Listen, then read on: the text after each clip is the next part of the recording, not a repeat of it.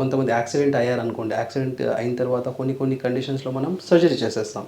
So కొన్ని కండిషన్స్లో మనం సర్జరీ చేయలేమన్నమాట. సో ఓవరాల్గా ఏంటంటే అలాంటి కండిషన్లో డెఫినెట్లీ మనం ట్రోమాటిక్ కేసెస్ అంటూ ఉంటాం. సో అలాంటి కేసెస్లో కూడా మనం విజన్ థెరపీ ఇచ్చి వాళ్ళ ఐ ఏదైతే డేవియేషన్ అవుతుందో, లేదో అంటే focusing or fixation issues or ఇలాంటి ఇష్యూస్ ఏదైతే ఉంటాయో దానికి డెఫినెట్లీ మనం కొంచెం లాంగ్ టర్మ్గా ట్రీట్మెంట్ ఉంటుంది థెరపీ అనేసరికి. సో నియర్ టు నార్మల్ వచ్చేస్తారు. సో ఆటిజం ఉన్న పిల్లలకి న్యూరోవిజన్ థెరపీ అనేది యూజ్ అవుతుందా?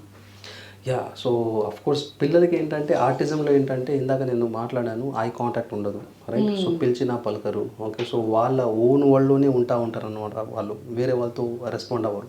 ఎవరైనా నచ్చారనుకోండి వాళ్ళతో ఉండడానికి ఇష్టపడతా ఉంటారు. డిఫరెంట్ బిహేవియర్ ఉంటుంది వాళ్ళది. ఓకే, సో ఓవరాల్గా సెల్ఫ్ టాక్ ఉండొచ్చు, సెల్ఫ్ లాఫ్ ఉండొచ్చు.